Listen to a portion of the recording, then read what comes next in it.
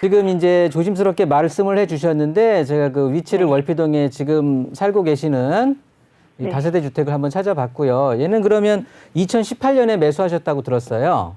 네네. 이때 금액이 얼마였을까요? 2억 2,500이요. 2억 2,500이요. 네. 지금 혹시 그러면 이사를 염두에 두고 계시면 부동산에다가 한 번은 뭐 이 지역 주변에 부동산 가서 지금 가격이 얼마인지는 물어보셨나요? 시세 같은 네, 거? 물어봤는데 네. 이제 최소는 1억 9천이고 최대가 2억이에요. 시장에 내놓게 되면 1억 9천에서 2억. 네. 오히려 살 때보다 떨어졌네요. 그죠? 네네. 엄청 속상하시겠네. 네. 그렇습니다. 2,500, 3,500 뭐 이 정도가 떨어지는 건데 네. 아기가 어리다고 하면은 굉장히 알토란같이 모으셔갖고 들어가셨을 텐데 대출은 좀 있으세요 여기에? 네네. 아 대출도 껴 있어요? 네네. 그러면 대출을 제외하면 얼마가 내 돈이 될까요? 한 거의 7천 정도? 7천 정도가 내 돈. 네네. 좋습니다. 그러면 혹시 네. 안산 알아보신 데는 있으세요?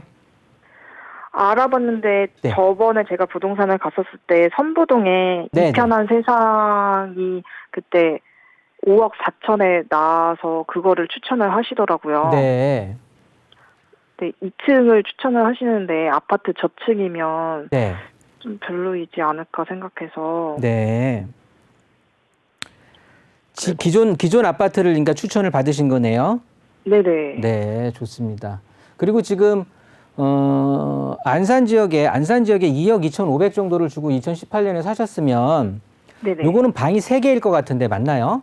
네, 맞아요. 그러면 지금 살림의 기초에 보면은 적어도 이제 방은 3개 정도가 돼야 되겠네요.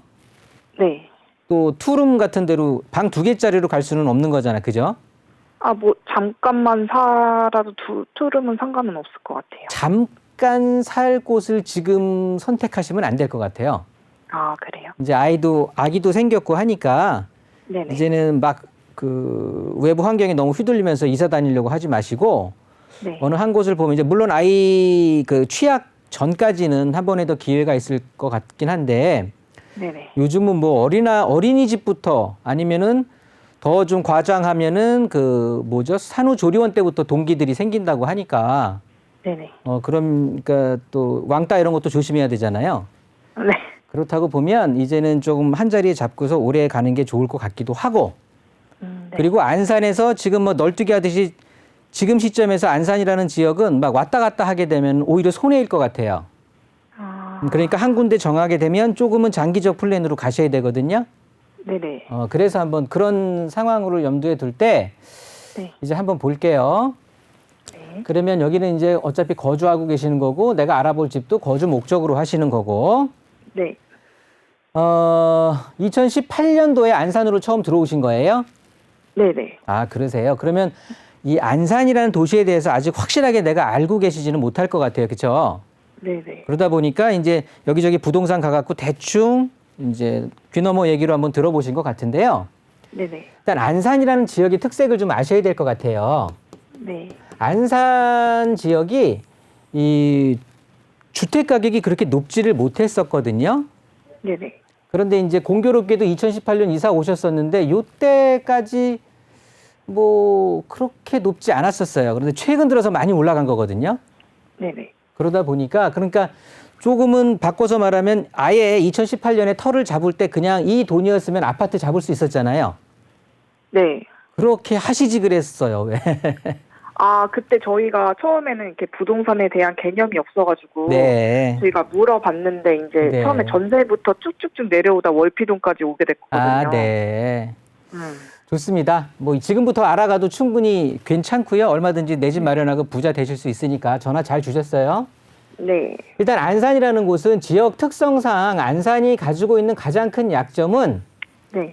뭐 당연히 서울 접근성이 안 좋았다라고 많이들 하겠죠. 네네. 그 전까지는 안산이 굳이 서울까지 접근할 필요가 없었던 거예요. 네. 여기 보시면 안산에 공단들 많이 있잖아요. 네네. 그 공단에서 근무하는 그러니까 공단 관련 근무자들이 이쪽 지역의 주택 수요를 충분히 커버하고 남았었거든요. 네네. 그랬는데 이제 이쪽 중소기업들이 점점 위축이 되면서 그리고 급여 수준 자체가 조금씩은 이제 좀 힘들어지면서 전체적으로 주택에 대해서 내가 지불해야 될 돈들이 점점 줄어들게 된 거죠. 네네. 그러다 보니까 안산시의 주택 가격을 지탱할 수 있는 그 기반 어떻게 보면 산업이라고 할까? 그런 것들이 조금은 부족해졌던 거예요. 네. 그러다 보니까 계속해서 이제 그때는 서울의 필요성을 몰랐는데 이게 점점 그렇게 줄어들다 보니까 이제는 이제 서울 쪽으로 많이들 왜냐하면 이 지역 자체의 일자리가 좀 위축이 되다 보니까 점점 서울 쪽으로 다른 곳으로 생활을 하기 위해서 돈 벌러들 이제 많이 나가시게 된 거거든요. 네. 그러다 보니까 당연히 서울에 대한 접근성이 필요할 수밖에 없죠. 네네. 요게 첫 번째 문제였고요. 두 번째는 우리 안산이라는 곳이 여기 4호선 있잖아요. 네네. 이 4호선 말고는 어떻게 보면은 좀 지도를 크게 본다라고 하면 이 안산이라는 곳이 그 동떨어진 섬처럼 그러니까 굉장히 고립돼 있다고 해야 될까요? 네. 그러니까 주변 지역 요즘이야 뭐 위에 은계지구라든가 시흥이라든가 저쪽에 목감지구라든가 이런 데가 신도시가 생겼잖아요. 네네. 그런데 그 전까지는 그냥 서울에서 경기도 광명 쪽에서 그냥 뚝 떨어져 가지고 이 안산이 그냥 완전히 섬처럼 고립돼 있었던 거거든요. 네네. 그렇다고 해서 뭐 교통편이 막 활발하게 발달된 것도 아니었고 네. 그러다 보니까 그 고립됐던 문제가 그게 이제 두 번째 어떻게 보면 주택 가격이 올라가지 못했던 이런 것들이 이제 문제점이 됐던 건데 이게 한꺼번에 막 뭐 굉장히 빠른 속도로 지금 해소가 돼가고 있는 거예요. 네. 그러니까 안산 지역의 주택 가격이 떨어졌던 것들을 빠른 시간으로 이제 이 문제점이 이 두 가지 문제점이 대표적이었었는데 이 문제점 자체가 이제 아시겠지만 신안산선이 있잖아요. 네네. 신안산선이라고 할까 그리고 또 뭐 서해선 뭐 여러 가지 또 그다음에 KTX라든가 전체적으로 이 초지역 쪽으로 주변으로 해서 앞으로는 이제 지하철 노선 자체 그러니까 이 철로 같은 것들이 굉장히 많이 생기는 거잖아요. 네네. 그러다 보면 고립돼 있던 게 단일선으로 고립돼 있던 것들이 4-5개로 막 늘어나는 거거든요. 네네. 그렇다고 보면 안산이 이 고립된 측면에서 이제는 교통에 그러니까 사통팔달이라고 해야 되나 이런 식으로 이 교통에 대해서 좀 해소가 되는 거예요. 전체적인 고립성이 해소가 되는 거거든요. 네네. 그렇다고 보면 앞으로 굳이 이 지역에 국한될 것이 아닌 네. 서울 지역에서도 사실 그래서 이제 그러다 보니까 신축 아파트들도 많이 지어지게 되고 앞으로 교통이 개편이 될 거라는 생각하에 서울 쪽에서 그리고 또 안산 그 주변 지역에서 실거주 세력들이 굉장히 많이 유입이 되어 왔던 거예요. 네네. 최근 들어서 그러다 보니까 점점 주택 가격이 올라가면서 거주민층의 어떻게 보면 수준이라고 할까요? 주택에 지불하는 그 수준 자체가 조금은 더 높아졌기 때문에 전체적인 안산의 주택 즉 아파트를 대표하는데 이 아파트 가격들의 이 가격 자체가 굉장히 탄탄하게 잘 올라온 거거든요. 네. 그러면 앞으로 제가 그래서 아까 말씀드렸듯이 그래서 안산의 그전에는 이렇게 교통에 대한 호재가 있지 않았을 때는 상당히 안산에다 투자를 하거나 거주할 때는 좀 신중했어야 되는데 이제는 그런 가장 큰 고민이 사라졌기 때문에 안산에 거주 목적으로 충분히 우리 시청자님께처럼 이렇게 네. 안산에다가 내가 터를 잡아도 괜찮다라는 말씀을 좀 드린 거고요. 네네. 그러면 내가 가진 돈으로 어디로 가야 될까요가 궁금하실 텐데 네. 안산의 주택 가격은 오래된 지역이었기 때문에 신축 아파트부터 가격이 올랐던 거예요. 네. 그러니까 오래된 구도심이었기 때문에. 그러면서 신축 아파트가 어디 쪽이 좋아? 신안산선 따라서 이제 역세권으로 신축일수록 아파트들이 많이 올랐던 거잖아요. 네네. 그렇게 되면은 뭐 중앙역이라든가 이쪽에 초지역이라든가 이런 쪽으로 이제 가격들이 오르게 되는 거고 네네. 어느 지역이나 그렇습니다. 서울 강남도 그렇고 마포도 그렇고 뭐 목동도 그렇고 어느 지역이나 서울 아닌 다른 쪽도 이렇게 주택 가격들이 쭉 올라가면서 전체적인 주택 가격들이 상승을 하게 되면서 거주민들의 수준 자체가 좀 높아진다라고 하면 교육 쪽으로 학군 쪽으로 안정화된 곳으로 주택 어떻게 보면은 선호도가 좀 몰리게 되는 거예요. 추후에는 그쪽으로도 이동이 되는 거거든요. 네. 그 말이 뭐냐면 전체적으로 우리가 안산 지역이 신안산선을 포함해서 여러 가지 노선이 깔린다는 거는 이제는 시청자님도 알고 저도 알고 대한민국의 거의 모든 사람들은 이제 인터넷으로 접해보니까 알 거잖아요. 네네. 그거는 정보로서의 가치가 뭐 아직 남아있고 그런 건 아니에요. 이제 개통의 문제만 남아있는 거기 때문에. 네네. 그러면은 추후에는 교육적으로 좀 흘러갈 가능성이 굉장히 높다라는 거거든요. 네. 물론 새 아파트 위주로 해서 역세권을 강한 거는 이건 기본 베이스로 깔고 네. 이 교육적으로 제가 이제 시청자님은 지금 내가 갈아탈 집에 투자할 수 있는 금액 자체가 그렇게 여유롭지를 못하기 때문에 네네. 이 역세권 주변에 신축이 안 좋은 건 누가 모르느냐 이럴 수도 있기 때문에 점차 눈을 좀 넓혀가자라는 소리의 차원에서 제가 말씀드리는 거예요. 그래서 제가 아까 서두에 말씀드렸을 때 기간을 좀 길게 보자라고 말씀을 드렸던 것도 그 이유였고 네. 그렇게 된다라고 보면 저는 이렇게 보면 될 것 같아요. 여기 성포동 있죠. 네. 성포동에 주공 아파트들 있잖아요.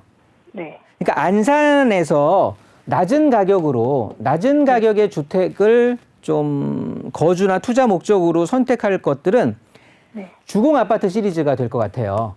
아, 주공 아파트 말고는 지금 시청자님이 가고 싶어도 갈 수 있는 가격들이 좀 아니거든요. 대출을 일으킨다고 해도 모자라요. 여기도 조정지역이기 때문에 대출을 받을 수 있는 한도가 있는 거잖아요. 네네. 그래서 그러는 거거든요. 그래서 이 성포 주공 쪽의 아파트라든가 여기 선부역 쪽 근처로 해서 네. 선부동 쪽에 또 주공 아파트들 있잖아요. 군자 주공이라든가 뭐 이런 것들. 네. 이런 주공 아파트들을 보시면 용적률도 그러니까 연식도 거의 30년 이제 가까이 돼 오고 용적률 자체도 굉장히 경쟁력 있는 용적률이거든요. 네네. 그러다 보니까 추후에는 요즘 뭐 서울에도 이제 뭐 시장이 선거가 임박해 있고 그리고 이제 곧 다가올 대선도 있고 전체적으로 그러니까 정책들도 계속해서 주택의 공급 쪽으로 지금 많이 고민을 하고 있는 상황이에요. 네. 그렇다고 보면 언제까지 재건축을 막거나 재개발을 힘들게 하거나 이렇게 되지는 않을 수도 있거든요. 네. 그러면 우리는 가진 돈에서 최선의 역할을 하려고 하면 지금 제가 알기로 이 군자 주공 아파트들을 한번 보시고 이 성포동에 있는 또 주공 아파트들을 보시면은 네. 2억 한 중후반 정도로 선택할 아파트들이 있어요. 방 3개짜리가. 네네. 그러면 당연히 이 빌라 생활보다도 아파트 생활이 뭐 연식은 2018년에 입주하셨다고 하니까 지금 내가 살고 있는 다세대 주택이 더 깨끗할 수도 있겠지만 그래도 아파트 생활의 편리성이라는 게 있거든요. 뭐 주차 문제라든가 여러 가지들. 네. 그런 것들을 감안할 때 저는 가급적 빨리 이 주공 아파트들 이렇게 신안산선이 여기 정차하게 되는 요 성포동이라든가 요 선부역 쪽 요 주변으로 해가지고 네. 주공 아파트 공략해 보시는 게 좋을 것 같고요. 네. 그리고 시댁이나 어디에 돈을 좀 융통을 받을 수 있다고 하면 거기서 1억을 좀 더 보탠다고 하면 네네. 여기 보면은 아래쪽에 호수동이 있어요. 네. 이 호수동이 안산에서는 아까 제가 마지막에 말씀드렸던 이 교육이라든가 학군 쪽에서는 안산의 중심이거든요. 네.